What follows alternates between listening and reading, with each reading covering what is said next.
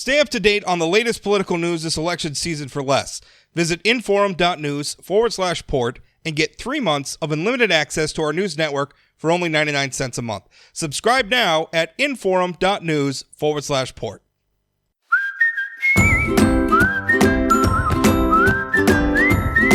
Welcome to Plain Talk. And hey, one of the big issues North Dakota's debating right now is, of course, whether or not we want to legalize marijuana. That's going to be measure 2 on your ballot. Maybe you've already voted, by the way. About 50,000 North Dakotans have. Early voting in a lot of jurisdictions starts today, but you may have voted earlier by mail or by absentee ballot. But, you know, there's still a debate to be had here. And one of the things, the organization that has come out to sort of organize the opposition to Measure 2 in North Dakota, they're an organization called Healthy and Productive North Dakota, and they've got backing from, according to a news release from last week, they've got backing from a lot of law enforcement organizations, North Dakota Sheriffs and Deputies Association, North Dakota Police Chiefs Association, North Dakota Peace Officers Association, and they're opposing the measure. And one of the arguments they make is that legalizing recreational marijuana will have a deleterious effect on public safety in North Dakota. And obviously, if that's true, that's not something we want. We want our communities to be safe. So here to talk with me about it is Mark Friese. First of all, he is to be clear, he is a member of the Measure 2 campaign. He is a criminal defense attorney based out of Fargo. He assisted in writing the ballot measure campaign. Also joining me is Diane Goldstein. She's from an organization called the Law Enforcement Action Partnership. Now, this was actually started in 2002 by 5 police officers in order to essentially advocate for criminal justice and drug policy reforms across the country. Now, Diane herself is a former member of law enforcement. She worked for the Redondo Beach Police Department in California from 1983 to 2004. And since then, she's been a member of Law Enforcement Action Partnership. She's done academic work in this subject area, and she's here to talk with us as well. Mark, Diane, welcome. Thank you for coming on. Good morning, Rob. Pleasure to be on, Rob. Diane, I want you, we talk to Mark all the time, so I'm going to start with you. Perfect. I'm gonna read you a quote from a recent news article. This is on KX News, local TV affiliate up here in North Dakota, and this is the argument that North Dakotans are hearing now from Healthy and Productive North Dakota, and I wanted to get your reaction to it. They said, I quote, "When you look at other states with legal recreational marijuana, it's easy to see the detrimental impacts it has caused. Legalized marijuana increases crime, increases DUIs, increases illegal drug trafficking of harder drugs," and that's coming from Burleigh County Sheriff Kelly Lieben. She continues, "In fact, with more users, illegal sales increase, not decrease. 80% of California marijuana sales are on the black market." Now, Diane, when you hear that, what's your reaction? I cringe as a start. You know, drug policy is complex. And I think that you cannot compare what North Dakota is trying to do to California in any way, shape, or form. And, you know, I'm going to talk a little bit about kind of my boots on the ground experience. So I was in law enforcement in 1996 when Proposition 215 passed, which was medical marijuana. We were the first in the nation. And what we saw from law enforcement back there and from legislators is that they made a very conscious decision to not regulate and to oppose the will of the people. Although back then, even in 1996, there were studies already that were showing that marijuana was less harmful than other substances as a start. And so in California, when we finally legalize adult use, and I don't like to use the term recreational because we don't want our kids using alcohol, drugs, tobacco, engaging in sex, or doing things that adults do. This is really about adult use. This is not about kids. And so finally in 2016, 20 years later, legislators and law enforcement finally recognized that they needed to regulate medical marijuana. At the same time, we had the ballot measure. And so what you have to look at, California is an outlier relative to regulation because it had both a very strong gray market that had been occurring for 20 years. So California is still dealing with the effects of not regulating in 1996 when they should have, because of law enforcement opposition about the sky would fall, which it didn't. And so then when you start looking at the ballot measure itself, because I was a spokesperson for Proposition 64, is there was a compromise that really has, in fact, supported and promoted the illicit market, which is we allowed local control and we allowed cities to ban. And because cities have banned, and that's where they're getting this figure, which is still inaccurate on 20% or the 80% of the market is illicit. It's not. Is because there's a ban in a significant number of counties and cities still, which has also continued to prop up the illicit market. And then you have the heavy taxation and the regulatory processes, which is always California. So North Dakota has done none of the mistakes in their ballot measure that California did. And what we know is right now in California, what is happening is we're able to identify the bad actors because of licensing and regulation. And I think we should go after the bad actors, but it's rhetoric and ideology that if North Dakotans pass sensible regulation, that they're going to incur all these problems that California did. That's not true. Let me ask you one thing, Diane, if timing matters in this, because I've always thought, as I've watched, obviously over time, the trend at the state level has been towards legalized marijuana to one extent or another. I mean, sometimes it's just medicinal, sometimes it's highly circumscribed, sometimes it's not. But to me, when you're doing it like that, and you're kind of doing it piecemeal over time, the first people through the door, I feel like, are going to have headaches that people who are coming later are not. Is that true? Because I feel like, obviously, when you're first doing it, there's kind of a celebratory atmosphere. It's like this thing that's been illegal that a lot of people want to use is now legal, and maybe there's some exuberance where people get carried away, and then it calms down a little bit. Legalizing marijuana is not new for Americans at this point. It would be new for North Dakota, obviously, but I know a lot of North Dakotans who are going to other states and accessing legal marijuana if they want to.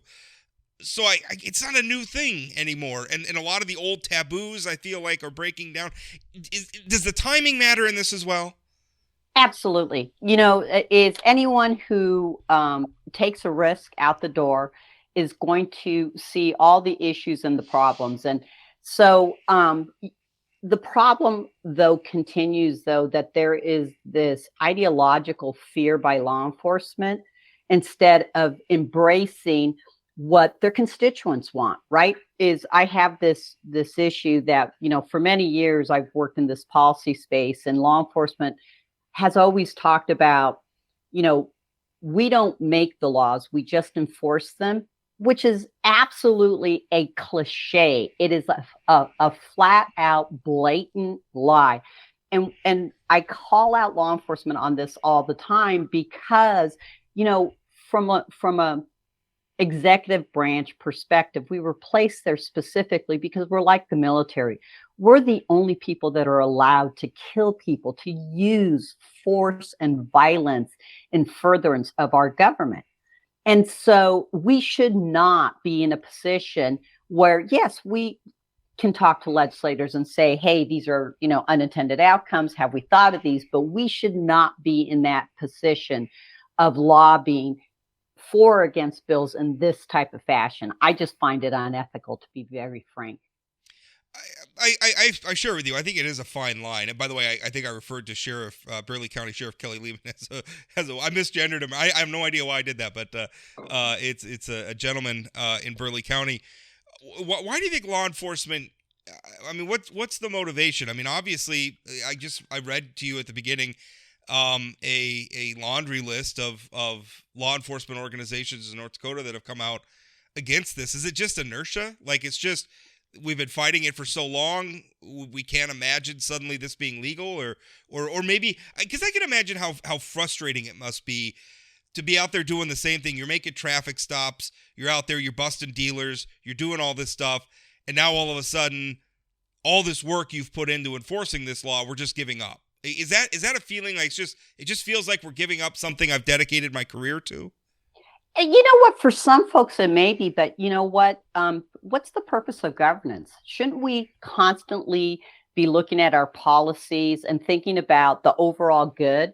And so when you look at this, let's be really frank. Richard Nixon started the modern day drug war, and this year was the 50-year report of the Schaefer Commission that Richard Nixon implemented, who went back and said, marijuana should be completely decriminalized. People should be allowed to home grow. They should be allowed to share their home grow, and that in reflection to, do we want to use the tools of the criminal justice system to intervene in marijuana? We shouldn't. We had the answers back in the 1970s, but we ignored them for politics and ideology. And so law enforcement is still in that same place. They don't want to give up entrenched political power because it's a tool. It's a tool to get into people's pockets. It's a tool for civil asset forfeiture reform. And it's just, frankly, in some aspects, lazy policing.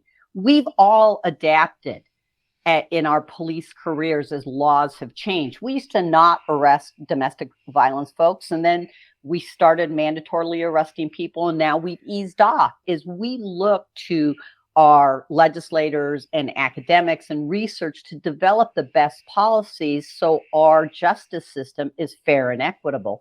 And what we know right now is, if you look at our drug laws, is we ruin people's lives for something as simple as possession of marijuana. And that has got to end. The collateral consequences.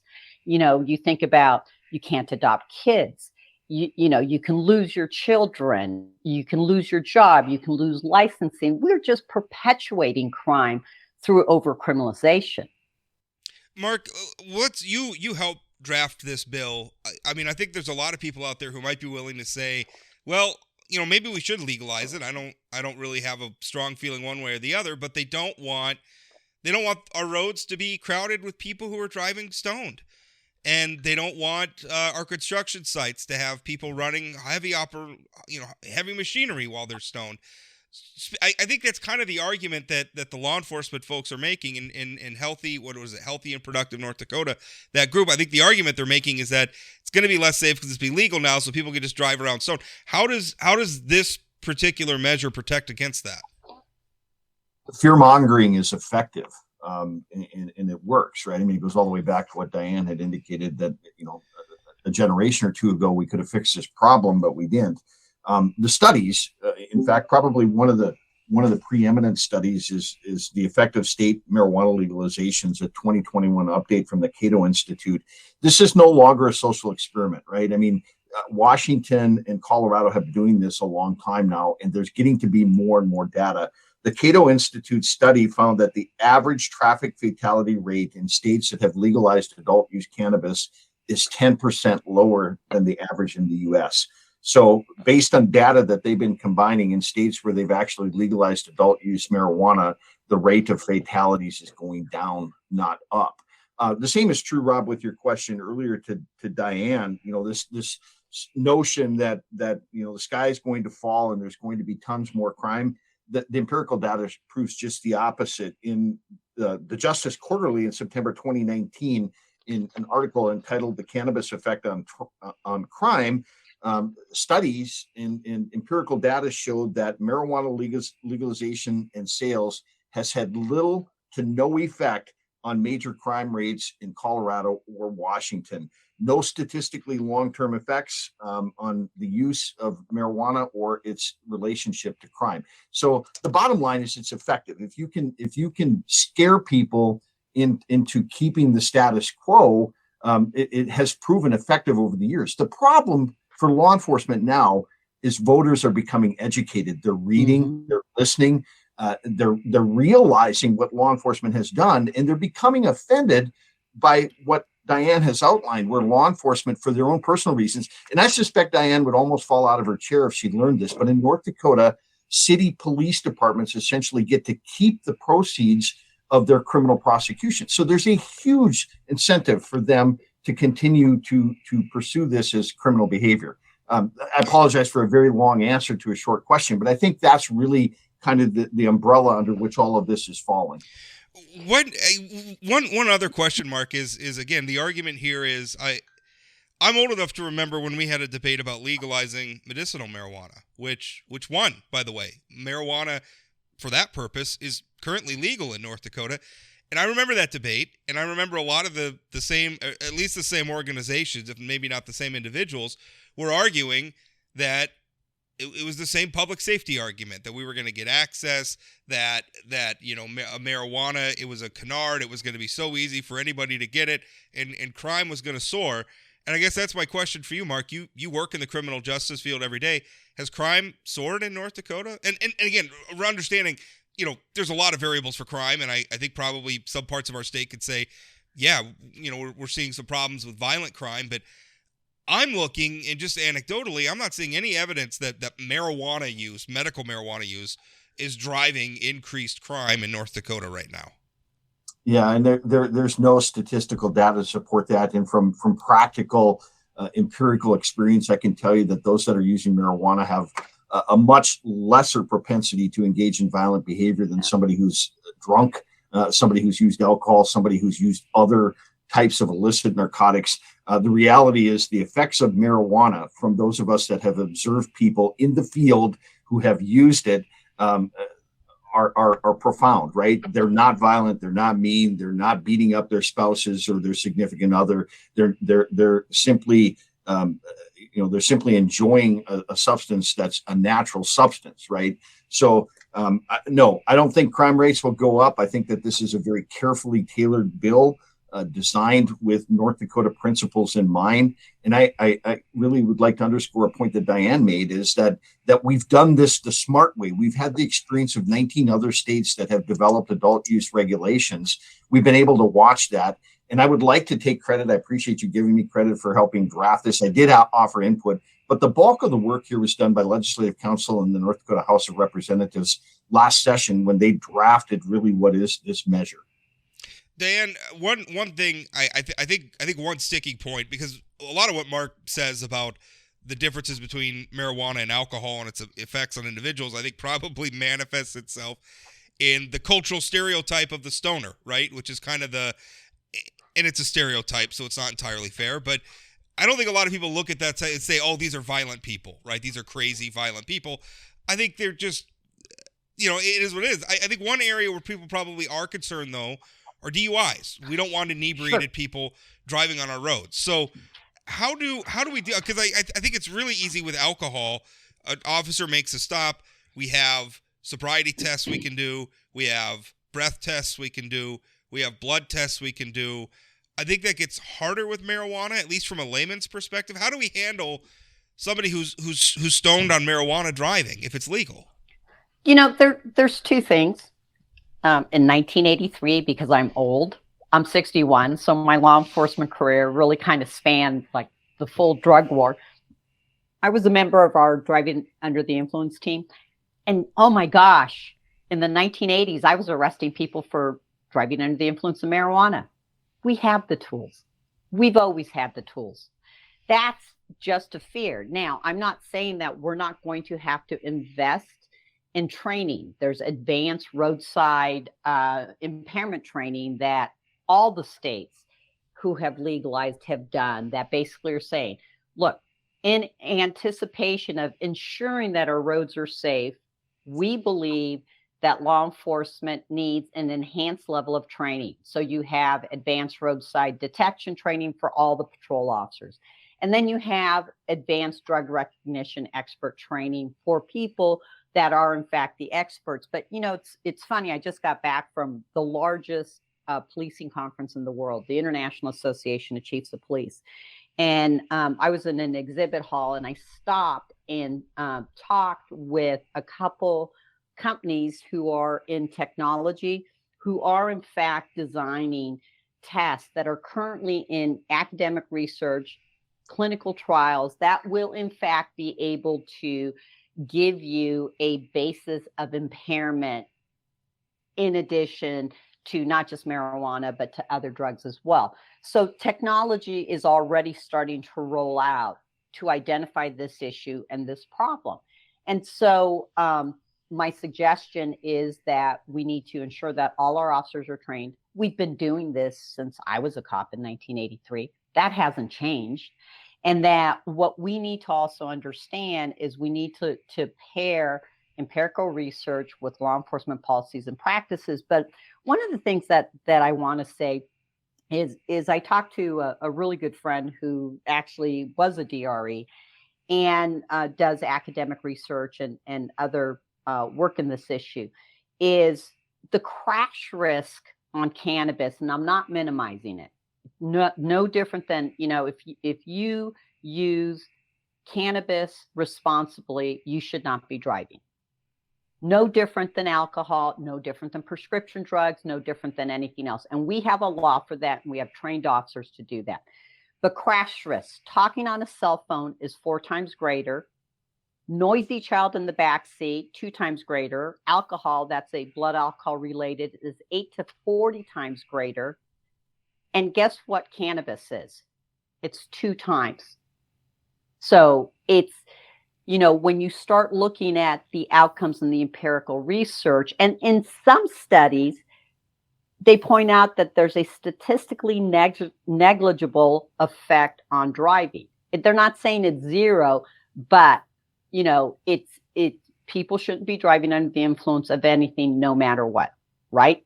And so the other thing I want to address is this, smart approaches to marijuana in North Dakota, and for folks to understand who smart approaches to marijuana really is because they've popped up all over the country. They're starting PACs in particular in every state in order to oppose sensible regulation. And in many aspects, the information that they're giving out is cherry picked. And they take a look, and they have been widely debunked through a variety of different experts throughout the years. And for them, there's places we can agree with them. We don't want our kids starting to smoke marijuana early. Period.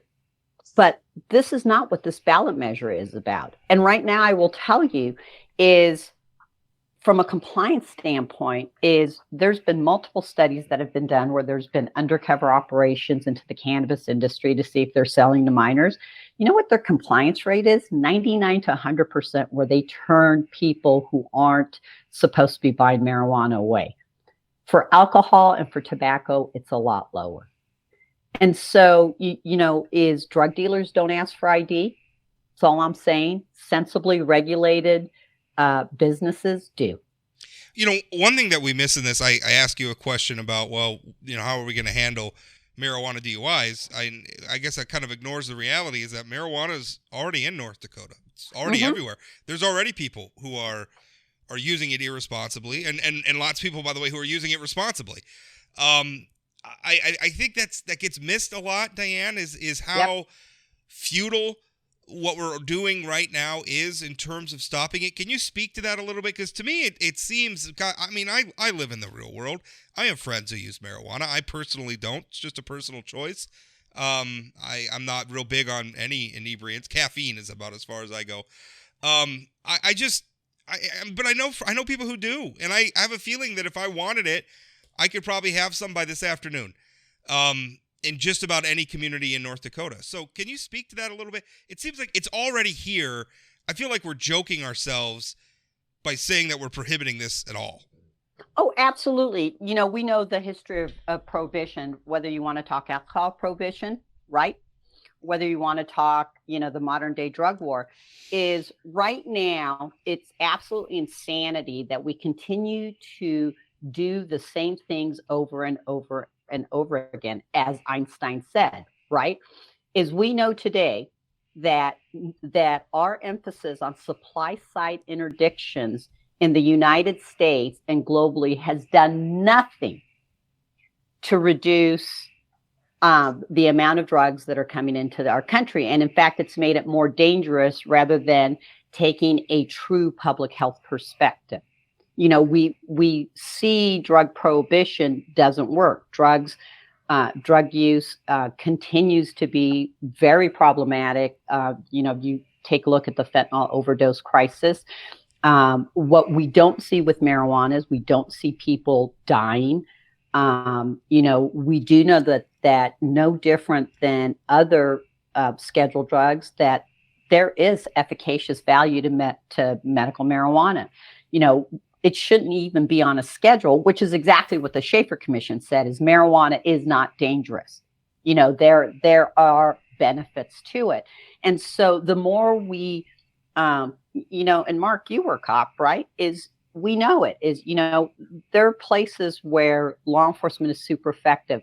I ran a surveillance team that did everything from career criminals to meth labs and narcotics teams. Is when we got a career criminal off the street, the crime rate dropped. When we got someone who was dealing drugs off the street, 10 more drug dealers popped up. When we arrested 100 people in drug sweeps, there were 1,000 more. So our interventions are not working. And it is, you raise an absolute valid point. There's marijuana there right now. So who do we want to be in charge of it? Do we want regulators, a tested product so people know what's in there? Do we want compliance checks so our kids don't get it? Or do we want bad actors responsible? Because that's who's in charge right now. Dan, last question. One thing that I would very much like to be true is this idea that if we stop doing marijuana enforcement, we're going to have some resources available that maybe we could divert to the other side, which is treatment, which is trying to handle people who develop addiction problems or have other problems, which is or mental health issues. We could shift some of those resources away. Has that happened in other states? Because again, as much as I would like that to happen, I am also aware of the bloody realities of budgeting in politics, and I know that sometimes it doesn't happen. What has been the other experience in states? Have they been able to shift resources from enforcement to treatment? It's a mixed bag. I think that you're never going to not give law enforcement some resources for bad actors, because there are going to be people that abuse the system. No different than, alcohol prohibition, there's always going to be moonshiners, and we have to address those issues if the moonshiner is causing problems. And so you're never going to completely eliminate some enforcement, but we're going to mitigate the harms of the interventions, and we're going to be able to put it in other places. California has done that pretty effectively. There's monies that are allocated that go to specific programs. Colorado sends money to the schools. I just saw that Arizona this year has sold over $1 billion of sensibly regulated legal cannabis. You know what that is? That's $1 billion that's not going into the pockets of cartels, drug trafficking organizations, or people who really want to hurt people in our communities. So yes, it does work. Mark, one last, I guess this will be the last question. The ballot language as people are voting is going to indicate that this measure has a cost to taxpayers. I think that's a little facetious. I think they're not maybe telling the whole story there, but tell us a little bit about the tax situation, because there's an opportunity here for the legislature to step in and decide, and what do you want to call it, like an excise tax or a sin tax, whatever you want to call it, for marijuana, and just doing some back of the envelope. And obviously we don't know what the North Dakota marijuana market's going to look like. That's for investors and entrepreneurs who are smarter at that stuff than I am. But I mean, just some back of the envelope calculating. I looked at Montana, who I think probably is going to have a similar market to we do, if maybe even a little bit smaller one, just given how close we are to places like Minnesota, where other than edibles, marijuana is not legal. I'm thinking, I mean, North Dakota could take a level of revenue in that rivals our corporate income tax. I mean, we're talking about a significant amount of money. Now, maybe I'll be way off. Again, that's just back of the envelope. But can you speak to the revenue situation? Because it does seem like, apart from taking, maybe saving money on resources, there is a real opportunity for a new revenue stream here. Yeah, there's no question there is. In the proponents of the measure wanted to leave open the notion of an excise tax or a sin tax, much like House Bill 1420 did last legislative session. That would be done separately by lawmakers who can evaluate the risks and benefits and rates and all that type of thing. The measure contemplates traditional sales tax, right? So ordinary sales tax for state and city sales will be imposed. If there's an excise tax to be imposed, the legislature would have the ability to include that. The flip side of that, though, Rob, I think is something that everyone is omitting. How much money is this going to save? And I can tell you from practical experience that arresting somebody for possession of marijuana paraphernalia or possession of marijuana is an enormous manpower drain, right? A patrol officer is off the street to bag up the marijuana, to bag up the paraphernalia, to arrest the person, to book them, to process them, to get them to post bail or to get them to the correctional center, and then all of these evidentiary tasks. And then somebody has to take that evidence and get it to the state crime laboratory. Somebody has to pick it up and bring it back so that it's available for court. The reality is we are spending a lot of money for enforcement of minor marijuana offenses, and that money could be used like in states like Washington and Colorado, where studies are showing that they are having a positive influence on the clearance rate for violent crimes, because the resources from those marijuana offenses are being used to solve violent crime. Just two of them real quickly. Police Quarterly in July 2018 published a study that said that clearance rates have gone up in both Colorado and Washington. And then the International Journal of Drug Policy in February 2022 noted that there are multiple types of violent crimes and clearance rates vary, but there have been significant increases in the clearance rates of these violent crimes in Oregon, particularly in crimes like aggravated assault. So the reality is, if you want to measure dollars in cents, that's one question. But if you want to measure effectiveness of law enforcement and what we truly want law enforcement to do and what we are truly spending tax dollars and what we should be spending tax dollars to do, it's really time to take this public health issue, marijuana use, and move it into the public health arena and out of the criminal courtroom. Well, I could tell you I would much rather the Chamber of Commerce crowd be making revenue from marijuana than some of the cartels, who are, by the way, I think very few drug dealers are just selling marijuana, or at least the traffickers, at least the big ones that are moving it, who are working with it wholesale. They're not just dealing with marijuana. And if we can deny them a big profit center, because it's easier for people who want to use marijuana to go down the street to a regulated storefront and just buy some legal marijuana, that seems like a win to me.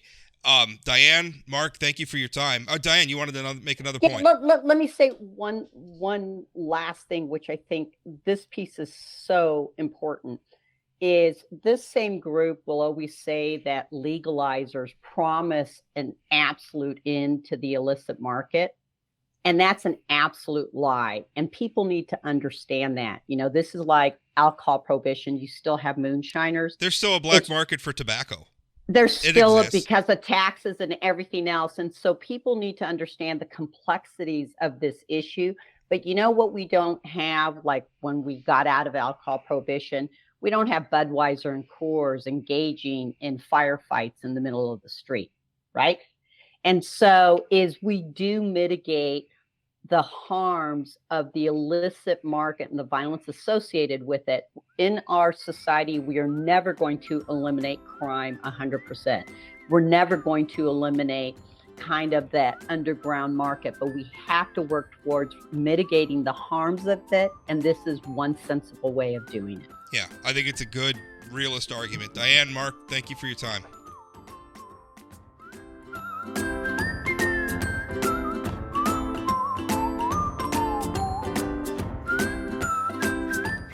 Did you know Forum Communications Company has a robust podcast library? At inforum.com/podcasts, we have everything from politics, sports, true crime, outdoor adventure, and more. Visit inforum.com/podcasts and explore them all today.